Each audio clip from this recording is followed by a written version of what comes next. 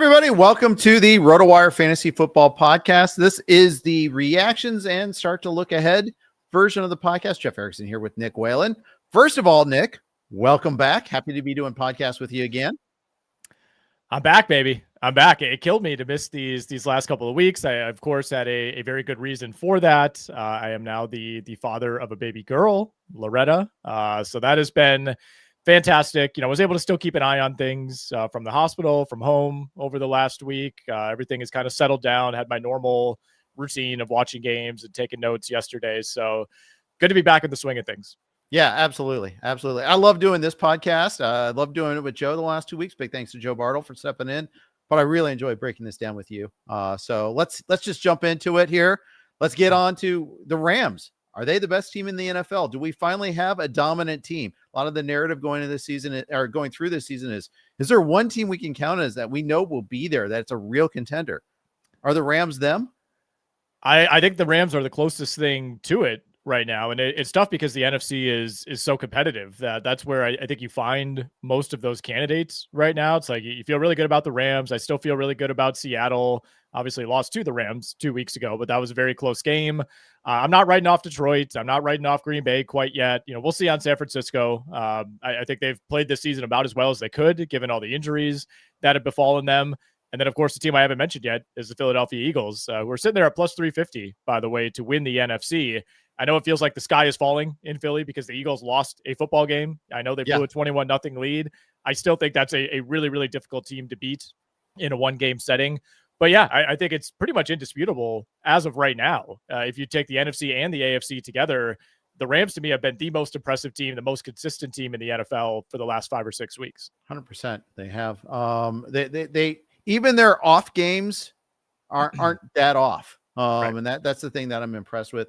And then when they're on like they were on Sunday night, that was a thing of beauty. I mean, 13 for 13 to start the game for Stafford. The defense was creating turnovers, creating all sorts of pressures without really blitzing that much too. That's the thing that I thought was really impressive, is that they could do that with 4-man rushes, occasional 5-man ones. They took Baker out of what he likes to do. I think it's finally a kind of a breaking point too for the Bucs in terms of just everything stacking up on them. They've been playing this really tough schedule, really all these injuries stacking up. And of course, Baker gets hurt in this game too. We'll talk about the Bucs side a little bit more going forward, but just looking at the Rams the rest of the way. I mean, it was a bad game for Kyren Williams. Actually, I have him in a couple of key fantasy leagues, and that was a killer to see him not even getting the looks at the 1-yard line. Like Blake Corum getting carries early on in the game like, come on, like give him a chance. We had a pick 6. We need Kyren to get his. Be patient. It'll happen. Might happen this week against Carolina. Road game there. Heavy favorites on the road against Carolina. And after what we saw last night, justifiably so, 10-point favorites in that one there. Yeah, should be a take care of business spot for the Rams. I think there are other good teams around the NFL where you would look at this game and say, well, it could be a trip up spot. You're on the road. Carolina's been frisky. Like I think that makes the argument for the Rams, which is kind of what we're saying here, right? Is that you have inherent trust in this Rams team to not have a letdown more so than you would some of those other top teams, because we've seen it from them this season. And maybe the Rams' big letdown was, what was it, all the way back in week 5 against San Francisco. I mean, ever since then, they're hammering teams, right? With the exception of Seattle. And, they controlled most of that game. Seattle did come storming back at the end, but every other win since week 5 has been by double digits. They're taking care of business against all these inferior teams that they faced. And fantasy wise, I mean, it's still a relatively, narrow tree. They're not as reliant on Puka Nacua as they were early in the year, which I think is good for the Rams in real life. It's not great for Puka Nacua fantasy owners. He's still, one of the 3 best receivers in the league fantasy wise, but it's not quite as extreme as it was early in the season. The Kyren Williams thing is tough because the Rams are 27th in rushing EPA. Like they're running the ball okay, but they're not an explosive running team by any means. And they basically turned to like throwing it in the red zone at all times now. Partially because I think they want Matthew Stafford to win the MVP, and partially because Devontae Adams inside the 5-yard line is unstoppable. Like that is when most teams are just, pounding a running back on 1st and goal 2, 3, 4 times, however many times it takes. Like the Rams will just keep taking shots to Devontae Adams. I think he's up to now 8 or 9 touchdowns on the year inside the 5. Yeah. And early on, those plays weren't working. They seem like they've got it dialed in now, that every time they throw that little fade, it works. Yeah. And part of that is Adams is the best route runner, I think, in the league right now. If he's not the best, he's in the top 3, and it's just every year he's that way. He's such a good route runner. That just works. And then Stafford's arm and his confidence to fit through tight windows. So it's a perfect combination there. And it's a thing of beauty to watch. My hesitation going into the season with all things Rams was Stafford's health. That has been answered. Please stay healthy. Yeah, we're a long ways away from the that mysterious trailer showing up at Rams training camp. That hokey, non-scientific, trailer there that make me want to run away more than to be, it wasn't even like a hyperbaric chamber. It was some like mindfulness thing. But yeah, what was it called? The Immortal Chamber. That's what Immortal it was. Chamber. Immortal with an A. Yes. That scared a lot of us, and unfortunately, to my detriment. I'd love to have some more Puka in my life. I do have some Adams, but not enough. And I have very little Stafford either, and that's to my chagrin. Is he your MVP? Or do we need to wait? We definitely need to wait. I think this is kind of the part of the season where the MVP race starts going week to week, and you'll see the odds swing dramatically based on what happens. But Stafford, I think, is the rightful favorite, relatively heavy favorite as far as this year's MVP goes right now. Minus 215 at DraftKings. You got Drake May at 2-1, and then a big drop off to Jonathan Taylor at 18-1. Unfortunately, he's not going to win it because running backs can't win this award. Josh Allen 22-1, Mahomes 25-1. So, maybe Patrick Mahomes comes out and throws 5 touchdowns, and the Chiefs, steamroll the Cowboys this weekend, and all of a sudden he's back to like 8-1. Like that's kind of how these things work this time of year. But the odds would tell you right now it's Stafford versus May. I think most people are going to lean towards Stafford. Yeah, and I think because you have an offensive player of the year, I discount the Taylor odds pretty significantly. Yeah, I wouldn't bet it. Also, I think it's kind of funny that Mahomes is still fifth, like over Hurts and Darnold. Darnold had the horrible 4 interception game against the Rams, so I get it. But it's I kind of view this as a 3-player race, and Allen being the wild card there. And obviously what happened with Allen is in the even the Bills aren't even guaranteed to make the playoffs. It's kind of crazy. Yeah, I mean JSN has shorter odds than Sam Darnold right now, so they're definitely doing some baiting, I think, with the non-quarterbacks in these odds. But yeah, I certainly would not cross off Josh Allen. I don't think we could totally cross off Mahomes, but these last 3 weeks have been pretty rough for the Chiefs offense. He's going to have to go on a monster run down the stretch, which he's capable of, but we just haven't seen it in a while. So I wouldn't bank on it. I think, right now, Matthew Stafford's the MVP. Yeah. Exactly right. And I think you're right about that. So we'll see what happens. Just stay healthy, please. I want Drake May to stay healthy. I want Drake May to step up against a good opponent at some point in time. Since he hasn't had a good opponent in a long time, I guess the Bucs, but we've seen what happened to the Bucs defense lately. It's been getting torn to shreds. Each week it seems like, in fact, the Bucs, I think their last 3 games have played the top three of the top 4 MVP candidates: Stafford, Allen, and then May in that order, reverse order there. So pretty wild schedule for the Bucs. It finally eases up here. So although we may not have Baker, notice no Baker in the MVP talk that was so prevalent early on this season. Yeah, I think we can kind of switch over to the fantasy side of things here, and it's been a rough 3 weeks, right? Going through this gauntlet stretch that the Bucs knew was coming, and you could even maybe throw the Lions game in there. It's like 4 of your last 5 have come against Detroit, New England, Buffalo, and the Rams, and 3 of those games were on the road. They had that Saints cupcake mixed in there as well. But rest of the season now, it does ease up. Cardinals, Saints, Falcons, Panthers, Dolphins, Panthers are your final 6 games. There does seem to be some Baker optimism right now as we record this on Tuesday afternoon. Relative to the early reporting, certainly if you saw him exit that game, like the amount of pain that he was in trying to throw that end of half Hail Mary, obviously threw it with his right arm, and it's his left shoulder that's bothering him. But he was in enough pain, not even taking a hit to that shoulder, that it does make you wonder, even if he's out there this week, I would rather have that than Teddy Bridgewater. But a limited Baker Mayfield, kind of maybe taking away some of the scrambling ability, the tackle breaking ability that makes Baker, that does worry me a little bit. But on balance, this is a much better matchup against Arizona than anything they've had over the last few weeks. And my hope is that we get Emeka Egbuka back on track. Especially if Baker is limited or not playing this week. Yeah. It's going to be really hard for me to sit Egbuka, but if you're in a 2 wide receiver league with a flex or even 3 in a flex, like there's a pretty decent chance that you might have an appealing pivot. I think I'm still going to roll Egbuka out there, but it's been a rough couple weeks. It really has. It really has. And I maybe in most of the leagues I'm in, I don't really have the good pivot. That's the real problem. If you picked up Michael Wilson, it's an easy start over him. Yeah. But is Greg Dortch? No. That might be a bridge too far. And even though I like Arizona's passing matchup here against the Bucs and the way their defense is playing lately, that's a little tough. I don't think we're going to see Marvin Harrison. That's why I mentioned Dortch as a possible pivot there, especially with the we'll talk about Arizona in a little bit too. And the comments are, you can mention it now. Marvin Harrison, no timetable yet. Physically and mentally has to be there. That was a weird comment by Jonathan Gannon. Maybe it was innocuous. Yeah. It may not have been purposeful at all, but it's still at the same time. It's kind of like, I don't know about that. It might just be Jonathan Gannon being a weird dude, which he is. That's how I'm choosing to take it, because I mean, Harrison had been ascending, if anything, before this appendectomy thing, right? He's playing well with Jacoby Brissett. Things are coming together. Obviously he's been the target of plenty of criticism so far in his career, and maybe there is something to that, but it's not like he was in like a Brian Thomas situation before this medical issue popped up, so that I'm surprised that he's not coming back, because I thought the initial indications toward the end of last week would be, all right, we're playing it safe and he'll be back in week 13. Doesn't sound like that's going to be the case, but kind of cryptic comments certainly from Jonathan Gannon. That definitely opens up Dortch. It definitely opens up Michael Wilson, who we've been kind of waiting on this for years to be a viable number 2. But the Cardinals are also just throwing the ball with extreme volume over these last few weeks. And frankly, I think that continues, because Tampa Bay has been excellent at stopping the run the entire season. The Cardinals are basically just not even trying to run the ball anymore, partially because they're in these shootouts or they're trailing big every single week. But that kind of seems to be the new approach, is like, hey, Jacoby, if you want to throw the ball 47, 55 times, go for it.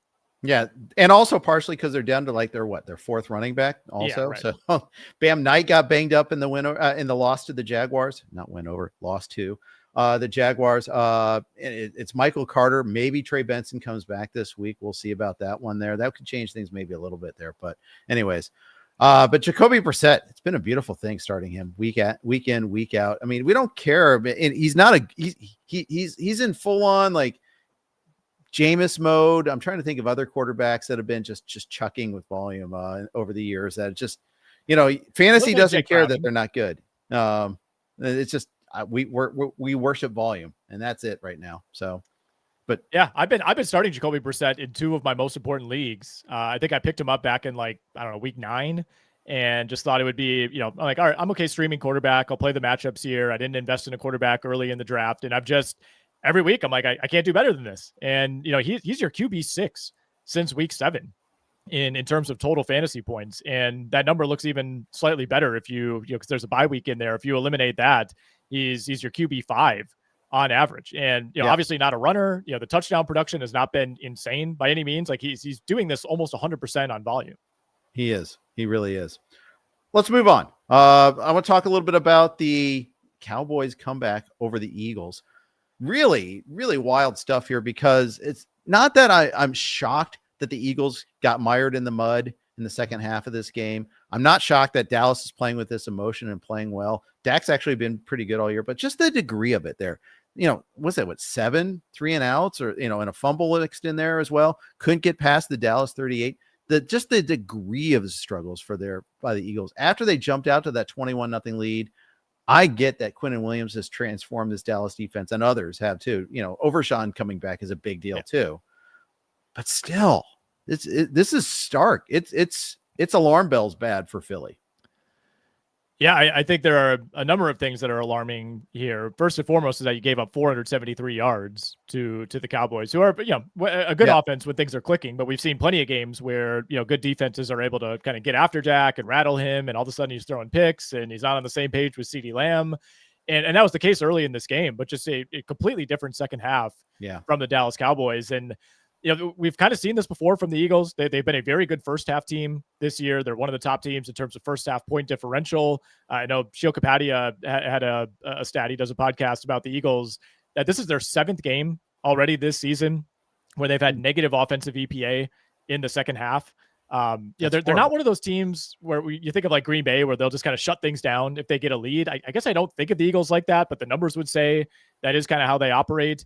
And overall with the Eagles, this ended up being a really pass heavy game. You're up 21-0, and Jalen Hurts ended up throwing the ball 39 times in this game. Like, it feels like week to week, there are these just dramatic swings. Like, all right, this week we're going to be a passing team. Next week, we're going to run Saquon Barkley 24 times, and Jalen Hurts is going to throw it 17 times. Well, AJ Brown's complaining. Now we got to go back to throwing. Like, there's still like a just no identity, I guess, with this Eagles offense. With all that said, I've seen a lot of crying on Twitter from Eagles fans this week. You're 8-3. You're fine. You're going to win the division. You won the Super Bowl last year. Like the sky is falling more than it should be. Teams are allowed to have games like this throughout the year. Even the best teams get tripped up every now and then. It's, blowing a 21-0 lead. Yeah, it's rough, but I think the Eagles are going to be just fine. They just need to find an offensive identity.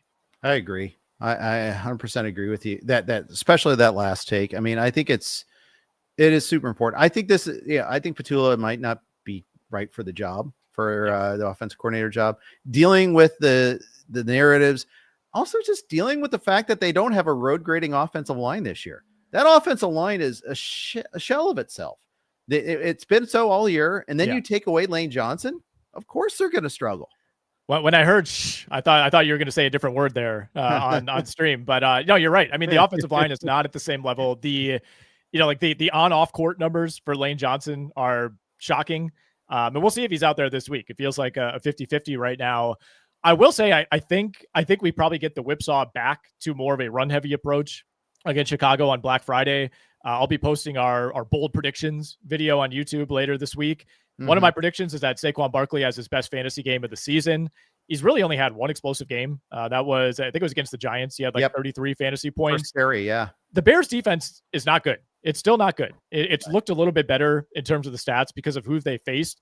Like, I went through the numbers. The Bears have not really faced a quality offense with like a plus starter at quarterback since week 6. And I'm counting the Commanders as that team because Jaden Daniels played in that game. Yep. Since then, they've played Spencer Rattler, Tyler Huntley, Joe Flacco, Jackson Dart, who was beating them and then got hurt. And Russell Wilson came in and did nothing. JJ McCarthy and Mason Rudolph. Like, they're going to have to respect Jalen Hurts a lot more than they've respected any of those quarterbacks.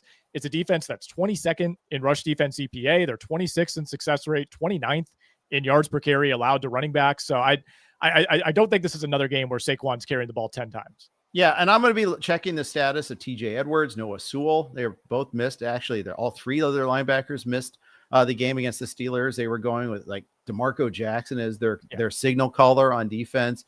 Jalen Johnson was still out. Tyreek Stevenson missed the game. They can't get away with that. Even with all the Eagles' woes on offense, I just think that this is a situation there where they'll get exploited. I mean, they've had other games. Like, if Jackson Dart doesn't get hurt, they lose to the Giants. Yes. No question. If Jordan Battle could tackle a middle school player, the Bengals beat them as well.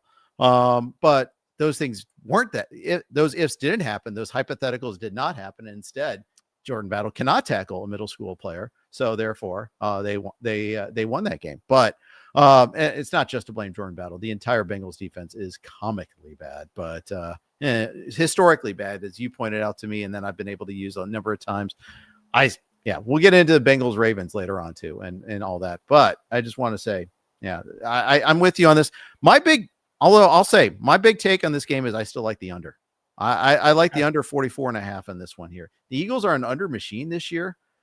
I think Caleb struggles against the Eagles pass rush. I think it's a different animal he's coming up against this week. I think that's true. I mean, we're kind of waiting on there to be a reckoning for the Bears. Caleb is such a tough evaluation for me. If you look at a basic stat like completion percentage, you scroll all the way down and it's like Dylan Gabriel, Bo Nix, Caleb Williams, Trevor Lawrence, Michael Penix. And it's like, he's not an elite company there by any means. The misses jump off the screen. It's kind of an alternating between like miracle plays and just obvious like overthrows to the sideline. It's like that part of his game still needs development, but there's something to be said for not really turning the ball over. I know he had the fumble 6 to TJ Watt this past week, but that is not really who Caleb Williams has been at all. Like the Bears are this team that generates takeaways every single week.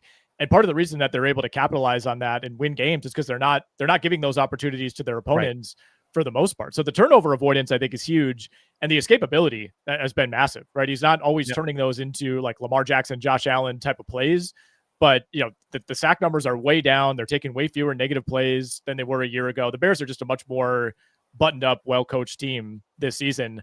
I'm kind of staying away from that game. I don't have a read on the total. I think a lot of people are going to be on Chicago here because they might want to fade Philly. I do think this is kind of a reminder spot for the Eagles. They're a much better team than the Bears. The Bears have a negative point differential. They haven't played anybody near the caliber of the Eagles, even a struggling, quote unquote, struggling Eagles team, since that Lions game in like week 2 or week 3. Yeah, I think that makes a lot of sense. I will say one other thing. I'm impressed that after that disastrous play on the strip sack, fumble, touchdown, which was such a bad play by Caleb. I mean, he just lost his mind. He lost his clock. He lost his sense of where he was. They bounced back, that they took the lead in the second quarter, even after that. So even after giving that up, falling behind 14-7, things are turning against you. They even had a 3-and-out after that. They rallied. They put things together again. Yeah. And that, to me, is the sign of a team that is definitely improved and a quarterback that's definitely improved. We're going to talk about another big comeback, 2 big comebacks, actually. But first, got a quick note from our friends over at Dabble. Dabble isn't just another DFS app. It's the ultimate social platform where you can connect with other fantasy sports lovers. Dabble lets you win big. You can win up to 5,000 times your money this football season. Starting with Dabble is easy. New users get $25 free when signing up. No deposit necessary. Check out the link in the episode description below to download Dabble now. Jeff Erickson here with Nick Whalen. We are recapping week 12 while taking a look ahead at week 13 as well. Let's jump into the Kansas City Chiefs, saving their season, coming down from a 20-9 deficit against the Colts, down 14-3 early in this game. The defense won this game for the Chiefs. Patrick Mahomes, Rashee Rice did connect late in this game and got things going. But let's be clear, the defense kept them in this game long enough for the Chiefs to figure out what the heck they were doing offensively. Held the Colts to 50 plays, held the Colts to 255 yards on the day. I mean, 5.1 yards per play is respectable, but, Chiefs did, I thought, a really good job of playing keep away as much as they could. Came up with 3 big time stops late in this game. I mean, Colts actually finished the game with 4 consecutive 3-and-outs, going back to the start of the fourth quarter and then that overtime possession. I think the Chiefs did benefit from the Colts turtling up a little bit during this game. We've seen the Colts be really aggressive on fourth downs. There were a couple times, I know you and I talked about it on the radio yesterday, where you're like, I kind of expected them to go for it there, go for the knockout punch, and, allowed Kansas City to have enough opportunities to end up winning this game in overtime. Still just a very weird game. Kansas City won the time of possession battle massively. I mentioned the Colts ran 50 plays. The Chiefs ran 91 plays, 41 more plays than the Colts. And part of the reason for that is they just went with the Kareem Hunt rate, 30 carries for 104 yards for Kareem Hunt, which is just the most Kareem Hunt line ever. It just felt like, 2 to 4 yards on every single carry. We'll just keep advancing. We'll keep slowly advancing. The lack of explosives for Kansas City is really something that's jumped out over these last few weeks. When that offense started to turn a corner, like right before Rashee Rice came back, then they get Rice back and they're using him in all these creative ways. You kind of thought, or at least I thought, it was up and up and we'd see a different version of the Chiefs. It kind of feels like we're now back to last year's version of the Chiefs, where they just have to grind out these games. Every time they try something downfield, it's just, the ball's just 1 inch too long, or, a guy can't bring in the catch. Like, they're just having trouble generating chunk plays. Nevertheless, a big time win for Kansas City. I mean, they're still backed into a corner, but they would have had to run the table to make the playoffs, I think, had they lost that game to Indy. But overall, just kind of a weird fantasy game, right? With the Colts only running 50 plays, it ended up being a really disappointing day for Jonathan Taylor. Ashton Doolin was the Colts leading receiver on 1 catch. Yeah, and that play was very early in that game, a little crossing route where he's almost lined up as a tight end, and the Chiefs just lost him there. 2 targets for Alec Pierce in that game. Really disappointing, considering he was seeing like 7 to 10 targets in previous games coming off the bye. I think Shane Steichen lost his way in this game. The Colts were aggressive all season long. They were very productive on fourth downs. They punted away twice in fourth down situations that really surprised me, to be honest. Right before halftime, the 4th and 1, I think that was almost a must go. The 4th and 4 later in the game, I get, but still, how often has giving the Mahomes the ball late been a good strategy? Anthony Lynn lost his job for that. For the Chargers a few years back. But I don't think the Chiefs are fixed. They get Pacheco back this week. That'll help a little bit because I think there's just no credible play action threat right now. On the flip side, I think the defense might be getting closer to being back, but the Chiefs offense, I don't know. They face a desperate Dallas team. Both teams should be desperate in this game on Thanksgiving. Yeah, it's kind of a perfect matchup in a lot of ways. Like a lot of these, like the entire Thanksgiving and Black Friday slate is really good for a lot of reasons. But like I feel that way about Bears Eagles too, where it's like, all right, we got the 8-3 Bears who nobody thinks is good versus the 8-3 Eagles who everyone thinks is good except for their own fans. And we're going to find out a lot about both of those teams. I feel the same way about Chiefs Cowboys, where it's like, all right, Cowboys offense feels like it's rolling right now. The defense has been significantly better since they added Logan Wilson and Quinnen Williams. Chiefs still kind of sputtering along. And I still don't really have a great read on the side there. Like I think Kansas City wins the game because it's hard for me to imagine them, getting this huge win against the Colts, kind of taking some pressure off and then immediately being back in that same spot. And at the same time, we just saw Dallas have one of its best halves of the season against a very good Eagles defense. I will say to tie a bow on Colts Chiefs probably should have won this game in regulation. For one, they gifted the Colts 7 points early on. Another of one of these just really uncharacteristic Patrick Mahomes interceptions. We had one, last week against Denver. There was the pick 6 against Jacksonville. Just throws it right into the hand of a defender. They cover on it, at like the 4-yard line, easy touchdown. Kareem Hunt lost a fumble in the red zone later in the game. And then even in regulation, the Chiefs had a 1st and goal at the 2-yard line. And I don't know if they were worried about leaving too much time or what it was, but they took a big loss on a running play on 1st down, incomplete. Patrick Mahomes actually was sacked on 3rd down, and then they have to settle for a field goal. I mean, that really looked like Kansas City was just going to plunge that in. I was very concerned about the cover, by the way, at 3.5, and instead they go to overtime. So there's still these lingering signs of like, that was weird. The Chiefs almost always get a touchdown there. Yeah, I was surprised at that. I think you're right about the 1st down play, and how that just set the tone for the rest of that little drive there too. And then I think Mahomes was pretty much told, don't throw an incompletion on 3rd down. And he took that because if you notice, like he kind of turtled on the sack a little bit there. They kept the clock running, or at least forced the Colts to use a timeout. I think the Colts did have a timeout still left there at that point in time. So that's the way that worked out. Colts, meanwhile, they come back home for the first time in a month. They face a suddenly competitive Houston Texans team. I mean, Houston hasn't been getting blown out ever, so they've always been competitive. But now 6-5 Houston Texans team alive in the playoff race. And the Colts only have a 2-game lead on them and a 1-game lead on the Jaguars. They have 2 games against each of those teams still. The division is still in question for the Colts. It really is. And, obviously they feel like they have to win this game. The Jags play the Titans this week. So I would love to say that should be a win for the Jags, but it is the Jags. So who knows? A winnable game, we'll at least say. And then it's probably going to come down to, those 2 games against Indianapolis. We'll see if Houston can work its way back into that mix. Obviously they've split with Jacksonville already. But yeah, I mean, if you would have asked me 2 or 3 weeks ago, I would say, the Colts were going to win this division by like 3 games, right? It didn't feel like it was going to be an issue whatsoever. And yeah, really for the first time this season, it feels like they do have some pressure on them because coming into the year, you're basically playing with house money. And, the first 5 or 6 weeks, you're the talk of the NFL and you really can't do anything wrong. But, when you lose a game like that against Kansas City, things change.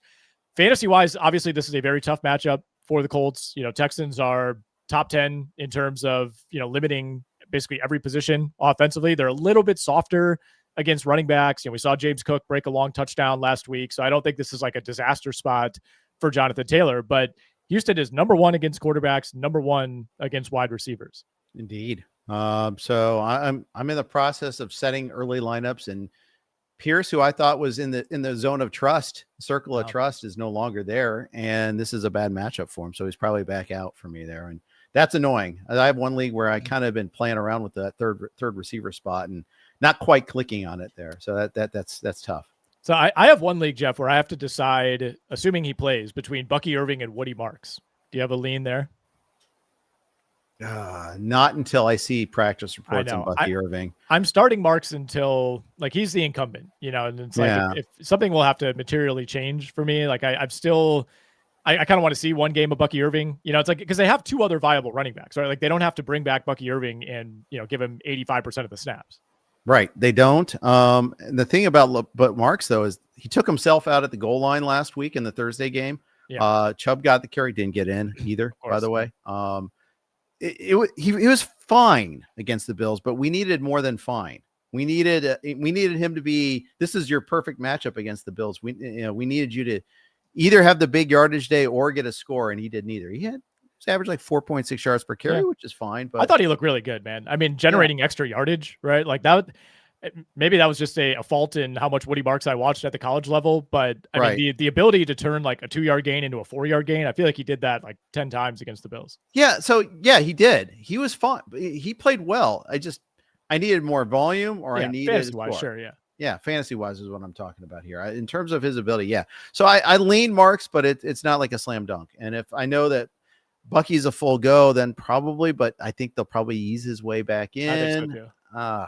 Yeah, I haven't finished my rankings yet, so that's something I have to. That's going to be one of my annoying calls for sure, especially because no Baker too. Possibility no Baker. We'll see. Yeah, there's a lot of moving parts there. The other big comeback win, the other save their season, is the Lions rally to win. This is in the necessary but not sufficient category for me. Again, the Lions aren't fixed.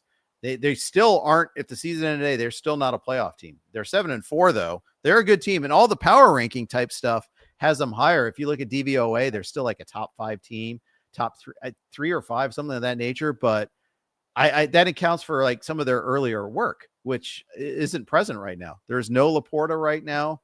I think this offensive line has some significant issues still to worry about too in terms of a pass block. Yeah, I think the offensive line has been the thing that, is probably the biggest year-over-year difference for the Lions. It wasn't really the case in this game where Jahmyr Gibbs is running wild and putting up 55 fantasy points. But, most of their letdown games this season, that's kind of been the through line. The question really is like, how much do you downgrade Detroit for winning like they won, right? It's like, part of it to me is a lot of teams would have lost this game. There were like 2 or 3 times in the second half where you just felt like, all right, that's the final blow. There's no way they're going to be able to survive Jameis Winston catching a touchdown, juking out a linebacker, and fighting his way into the end zone. And then they found a way to win. So like, I still have a lot of respect for the Lions. I still think they're one of those teams that their best game offensively might be the best game in the NFL. And I think that's really scary in a playoff setting. I would certainly take them to make the playoffs over the Chicago Bears, who have a tough schedule down the stretch, including, 2 against Green Bay and 1 more against Detroit. But the defense, I think, has to be called into question, right? Part of it is like, how much do you just chalk this up to Jameis having a game like this every single year, no matter who he's playing for, where he just goes nuclear and everything goes his way? Like the Giants had 10 passing plays of 20 plus yards in this game. Yeah. 517 total yards in this game. And yet they lost and fired their defensive coordinator after the fact. But they scored on 2 trick plays, which both were pretty sweet. Both would have been blown up for other teams, I feel like. But it worked against the Lions. It worked because Jameis is Jameis, and some days they work, and sometimes it's a pick 6 when they try that play, or it's a sack fumble 6. But this time he got it off and hit on both of those plays. The Giants could have won this in regulation. They could have, should have. If they score at the end, in the fourth quarter on that nice long drive where they had an improbable 3rd and 17 conversion. Jameis shakes off the pressure, hits Theo Johnson on a beautiful play. They just mucked up in the red zone in that instance there. If they get the touchdown, they win for sure. Even if they get the 6 points, maybe Detroit plays it differently, but Detroit had to settle for a 59-yard field goal just to tie this game. Yeah, I mean, there was never a doubt that Detroit was going to at least have a chance to kick the field goal. Like after the Giants didn't get that, you're like, all right, we know what's going to happen here. I didn't think it'd be a 59-yarder. They marched down and then just kind of stalled out as soon as they got to the very edge of field goal range. I mean, that field goal, it was like a curveball, right? I mean, the way it kind of arched in, just barely snuck through the uprights. But I don't know. Again, I don't really hold this against the Lions all that much. We could talk about like every other team except for the Rams, basically, in the NFC has had a game like this. It's like the Packers lost to the Browns. The Packers lost to the Panthers at home as 13.5-point favorites. It's concerning, I guess. I mean, maybe we hold the Lions to a higher standard than we do other teams, and that's part of it. But at the end of the day, they basically put up 500 yards. Jahmyr Gibbs had one of the best fantasy games in the history of football. Amon-Ra St. Brown went 9 for 149. You know, it's like they're still the Lions. And every now and then you're just going to have an opponent that kind of has a perfect day. Yeah. Jameson Williams went 0 for 0 yards, and that was fun. Which so much for the whole Dan Campbell's going to get him more involved thing. It was very, although he had 2 plays that were overturned by penalty. It's worth noting in the case of Williams, but still, it doesn't pay our bills. That's one thing. I think he bounces back a little bit against the Packers. I think this is going to be a tougher offensive game for them for sure. No duh. Yeah. But still. Yeah, I'm with you, man. If we want to spin this forward to Thanksgiving, I mean, this is another excellent matchup. Lions 2.5-point favorites at home. Total's a little high for me. You know, I certainly respect the offensive upside of the Lions. I think we'll see a much better game from them than we did in week 1 when they had like one of their worst offensive games of the entire Dan Campbell, Jared Goff era. But the Green Bay defense is really good, and it's, you know, healthy at this point. They might get Lucas Van Ness back this week. You know, Rashawn Gary finally got going a week ago. I worry about the Packers kind of holding their end of the bargain. If you like the over here, well, for one, I'm with you. I think they can hold Detroit, you know, probably to the low to mid 20s at most. And, you know, Green Bay has injuries all over the place at wide receiver. They're still banged up on the offensive line. It's a team that even when healthy, you know, just hasn't been hunting big plays very often this season. They're trying to grind games out. They've become a little bit Eagles-like, even though they are so efficient with that passing game. So I think this is a game that's, I don't know, what was the score you said this morning? Like 23-20, 24-21, something like that? Yep, something like that. 20. I think I said 23-22 just to be silly, but you know, just point is, I like the under. I'm going to, as Fred Dirts would say, I'm in full agreement with you here on this one. So we'll move on. We are brought to you by the good folks over at Trophy Smack. You dominated your fantasy football league all season long. Now it's time to show it off. Trophy Smack turns your league domination into hardware built to flex. From championship belts, trophies, rings, and chains, they've got everything a true champion needs to make victories unforgettable. And don't forget about shaming that league loser. They've got items like high visibility loser vests, embarrassing singlets, and humiliating license plate frames. Trophy Smack fuels the glory and the punishment every league needs to keep the season unforgettable. Trash talk fades, but hardware lasts forever. You earn this moment, claim it. Visit TrophySmack.com to lock in your hardware and take 10% off with code ROTOSMACK10. That's TrophySmack.com, code ROTOSMACK10. You can thank us later. Thanks. We'll thank you now, Trophy Smack. Right. Thank you for your sponsorship there. We got the Pats got by with their C game against the Bengals. Drake May threw a pick 6. He was awful. They had an 8-play sequence at the goal line where they didn't score. That's right. They couldn't score from 8 plays from the one against the Bengals, who are the Bengals, yet they still won 26-20. I mean, I think it sometimes is a sign of a good team that can win with their worst. And this was pretty close to their worst. Yeah, I mean, if this is the worst for the Pats, they're in a pretty good spot because, you know, they still put up 392 yards of offense, 5.9 yards per play. The Bengals, despite having back-to-back, like, pretty good defensive games by their standards, like holding teams under 400 yards is like, you know, that's the equivalent of like a normal team holding a team to like 150. They're still number 1 all time, worst defense by DVOA. They have not surrendered that title quite yet. And I'm not sure they'll be doing that this week against the Ravens, but yeah, this has kind of been an emblematic type of game, I think, for New England, where every single week I'm just waiting for them to get tripped up. Like, it's really hard to win 9 games in a row in the NFL. I don't care who you are, how good your team is. And, you know, the Patriots just find a way every single week. I know the schedule has not been overly difficult, but, you know, they've had opportunities to wilt. They've had opportunities to fall apart, and they just don't. They just haven't quite yet. So I continue to gain respect for New England. You know, Cincinnati side of things, not a whole lot fantasy wise. You know, obviously Jamar Chase wasn't out there. T. Higgins suffered what looked to be a pretty bad concussion late in the game on a pretty big play, by the way, that ended up setting up a touchdown to allow a backdoor cover for the Bengals.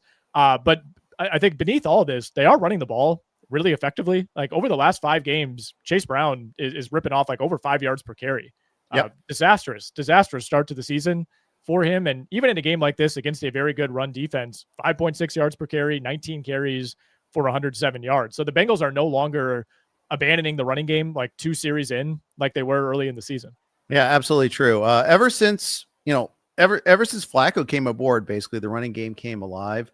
It really came alive in that Thursday night game against the Steelers, where they got their latest win. By the way, for all the praise we've given Flacco, and justifiably, They're 1-6 with him.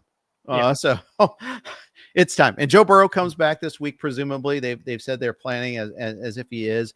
T. Higgins has already been ruled out for Thursday night. That's a tough one there. It's the question is, if you own Burrow, are you starting him or not? And I'm struggling with that question. I think a lot of it depends on who your pivot is. Yes. Like, I'll say this. Jacoby Brissett versus Joe Burrow is a decision that we have to make. And I didn't think I'd be saying that in the year of our Lord 2025, but here we are. 100%. In that specific scenario, if we're assuming Harrison is out, I think I would still lean Burrow, but it really depends on who you have, because you could have drafted Joe Burrow. You could have left him on IR this entire time, and you could have just picked up Matthew Stafford or picked up Daniel Jones, who were widely available in all these leagues. Right. And it's like, it's not a great matchup for Daniel Jones this week, but he's still going to be projected for 17, 18, 19 fantasy points. And, Matthew Stafford is throwing for 3 touchdowns every single week and has a good matchup against Carolina. So I would say, like, don't do it because you feel obligated. Like, I've held him for 8 weeks in my IR, and I spent a 3rd round pick on him. Like, if you kind of lucked your way into a better option over the course of these last 2 months, like, don't feel like you have to throw Burrow out there. Like, I'm a little concerned about some rust here. I really am. Me too. And especially not having T. Higgins. I'm worried about escapability too, because Orlando Brown's getting beaten like a rented mule. I think that was the phrase in SportsCenter, so I'll use it there. But he's a turnstile right now. Good pass rushers can get past Orlando Brown. Do the Ravens have that? They've tried to improve their pass rush. It's not as canonical, but at the same time, is it enough? Because I think Burrow will have a hard time evading the rush. We saw before, when Burrow doesn't feel comfortable out there, he'll do a lot of quick release stuff. And that's something that Flacco does too, by the way. When you don't have half of your receiving core there, that might be a concern. So I think I'm going to end up putting Burrow somewhere in the 10 to 15 range. I've got my rankings coming up today, where I'll be doing that after this podcast gets started on that. But it's definitely a tough call for sure there. And Brissett's a tough call. I've got Caleb Williams versus Burrow in another league. I've got Justin Herbert versus Burrow in another league. They're all legitimate choices. I think I'd go Herbert. Playing the Raiders, right? I think that the Raiders are emerging as a big time punching bag. We did get an interesting question here in the chat. Should I start Lamar again this week? Not something that I thought we'd be asking ourselves, but it's a fair question for a guy who's given you like 13 total fantasy points the last 2 weeks. I think it's a very legitimate question. And that was the next note on my outline. So let's just hit it here, because he's not the same guy right now. The Ravens offense hasn't been the same really since the first couple of weeks of the season, since the Detroit loss. It's the last time we saw anything approaching what looked like the real Baltimore offense, maybe the Miami game, but not even in that game. No. That game was kind of weird as well. Lamar doesn't want to run. There was a clear instance. I was, and I talked about this on Sirius XM. So I'm playing the hits again here. Bear with me, Nick. But there's like a wide open rollout play to the right where there was 10 yards open in front of him. And you could tell either he was instructed to or did not want to run. I think he ended up having to take it down and take a 2 or 3 yard gain, but it was not what you expect from Lamar Jackson. No, and my party line has been that the Ravens have played the same game 4 weeks in a row now since Lamar came back, and they've been very fortunate that those games have come against Miami, Minnesota, Cleveland, and the Jets. I think especially these last 3 games, if you're playing like almost anybody else, if you're just playing whoever the league average team is, I think you're probably 1-2 in those 3 games. They needed a big break on a muff punt in Minnesota to really take control of that game, and it sounded like JJ McCarthy was lighting it up on that defense. So it's been really concerning. Obviously the Browns game, I'm willing to somewhat write off because the Browns and Myles Garrett just do that to everybody, and especially if we're talking like a semi-hampered version of Lamar, it's going to be a tough spot for him. But struggling against the Jets, struggling against the Vikings, I thought turned it on a little bit in the second half against Miami, but it was still some sluggishness to that offense. And, to answer the original question of, are you starting Lamar this week? It's the Bengals. You're morally obligated to start him against a team that gives up like 30 fantasy points a week with no Trey Hendrickson again too, by the way. Yeah. All right. We got to move on to our friends over at Chalkboard real quick. Cash in on your NFL picks this season with Chalkboard. Simply choose more or less of your favorite player stats to win up to 5,000 times your money. For a limited time only, new players receive a free pick and 100% deposit match. See why over 1 million fans have already locked in with Chalkboard to turn their sports knowledge into cold hard cash. Whether you're locking in the perfect slip with alternate lines, using the cash out features to take your money and run, or hammering the daily promos, today is your chance to win up to $40,000 on a single entry. Stop sitting on the sidelines and get into the game with Chalkboard Fantasy Sports. Now available in 30 plus states. Download Chalkboard today and use promo code NFL. That's ROTONFL to claim your free pick and 100% deposit match now. Thanks to Chalkboard for their sponsorship. Nick, we're going to throw some dirt on JJ McCarthy and the Minnesota Vikings. Their season's basically done. McCarthy's now in the concussion protocol, but there is a pretty legitimate chance that he should have been benched anyhow for this game against Seattle. It's just a tough spot to ask a kid like Max Brosmer to come into, but he'll come into it regardless.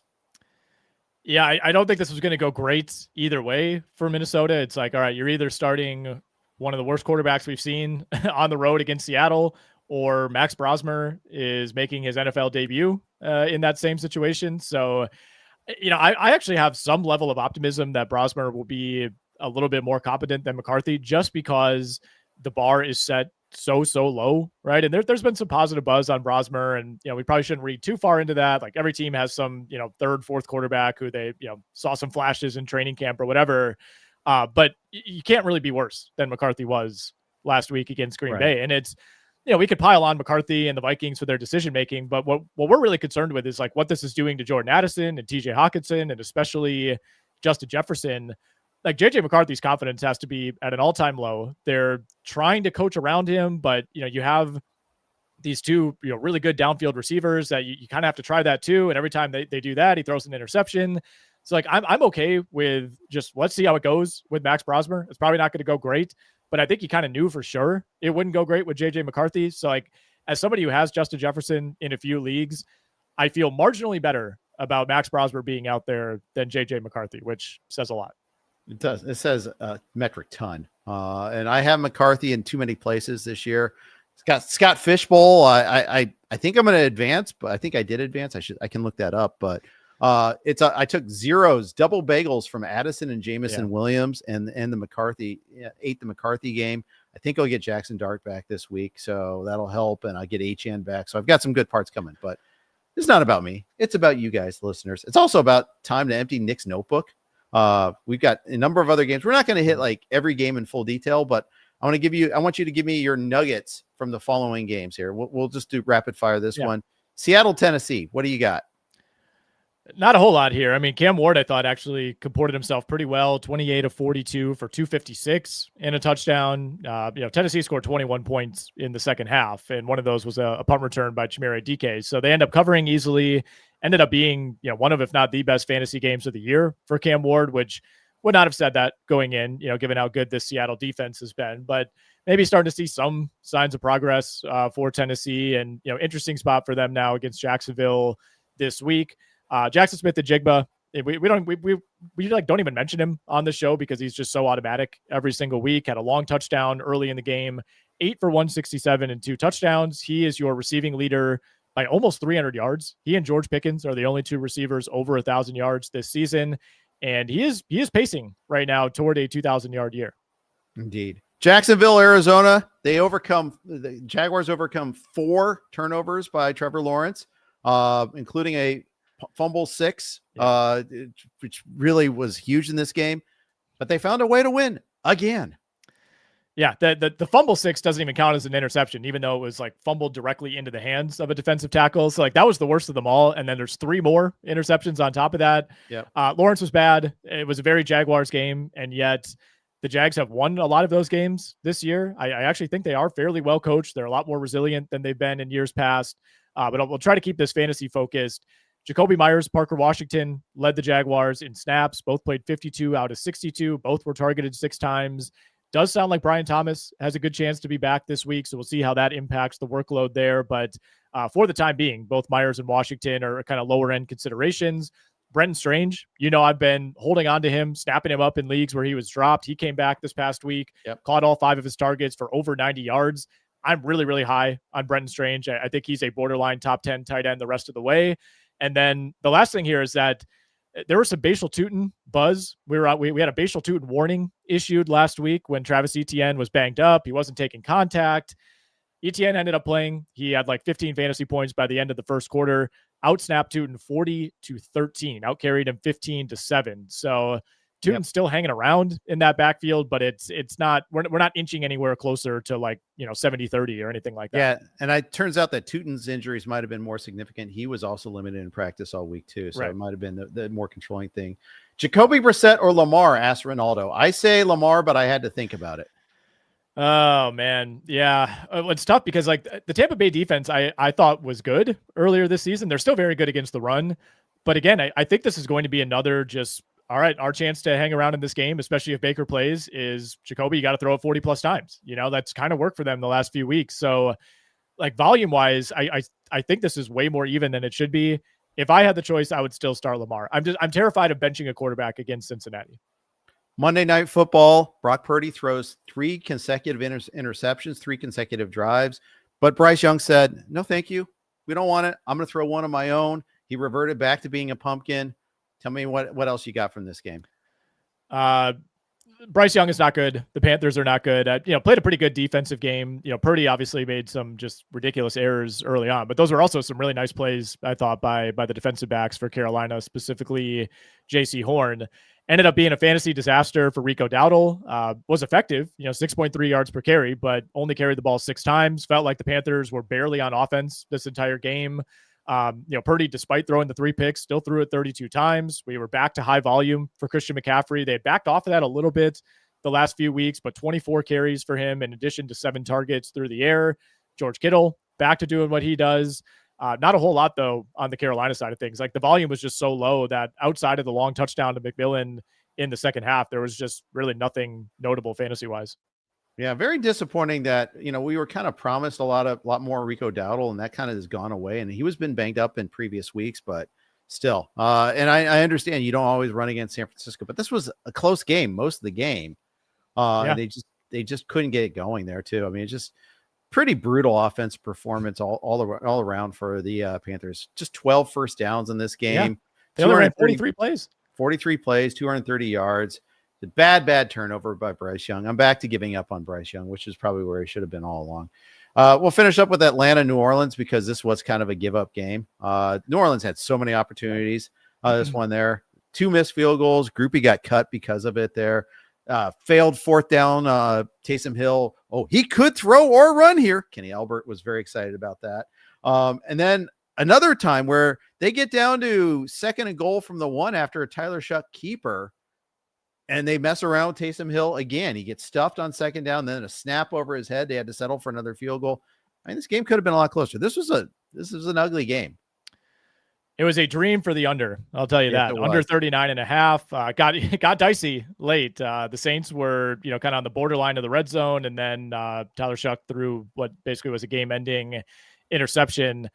Yeah, this is kind of who the Saints are, unfortunately. In addition to the missed field goals, like they lost a fumble on the first possession that handed points to Atlanta. They gave up like the one big play in this game was the 49-yard touchdown to Darnell Mooney. It didn't end up being a banner day for Bijan Robinson. It felt like he was on the verge of breaking a big play like 5 separate times and then just couldn't break that last tackle. Really, the big thing I think to keep an eye on here is that Alvin Kamara went out in the first half with a knee injury.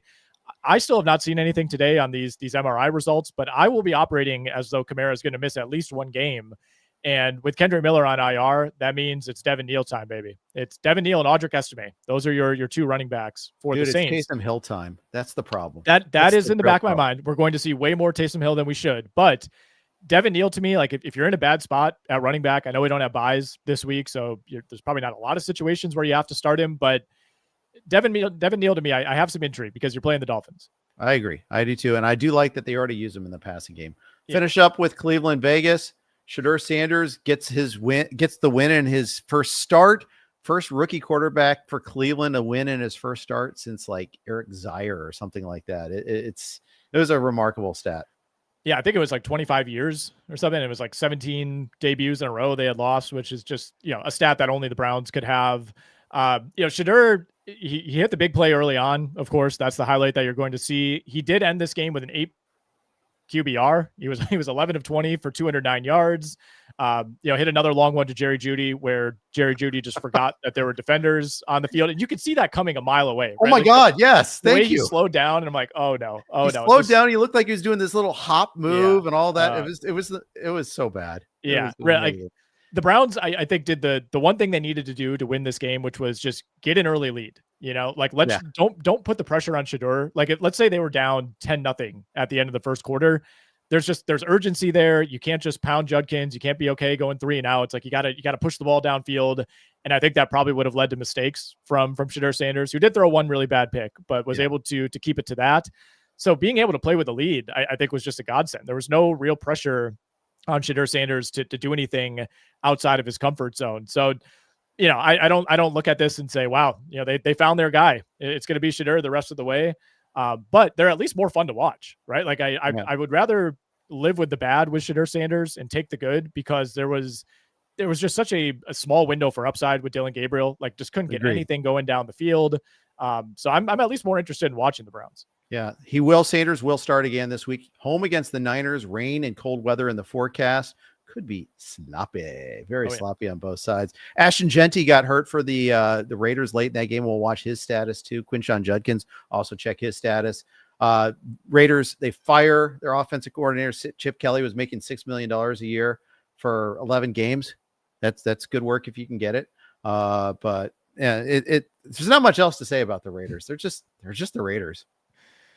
Yeah, I know. I mean, they ended up closing as 4-point favorites, maybe even higher in some places for this game. And I get why, but I think that was entirely rooted in this idea that Sanders is not only going to be bad, but he's going to be so bad that the Browns can't win this game. And it's like, Kevin Stefanski's a good enough coach to at least kind of mitigate the disaster. And I mean, the Raiders offensive line, man, that's the real crime here. I mean, Geno's part of the issue, but I still feel bad for him. Like 10 sacks, man, 10 sacks. Myles Garrett's going to end up breaking the single season sack record, by the way. I think he needs 4 or 5 more over these last 6 games. 18. Yeah. Crazy. 5 more. Yep. And the funny thing is he only had 3 of those. He's had bigger games previous weeks. It's just that everybody got in on the act there. All right. We're going to let everybody else get on the act. Thank you for joining us today. Appreciate you tuning into the Reactions podcast. We'll be back again tomorrow with the Rankings podcast. Of course, you can catch Nick and I on SiriusXM Fantasy Sports Radio, noon to 2, Eastern time, 11 to 1 Milwaukee time. And hey, good luck in week 13. Enjoy your Thanksgiving. Take care.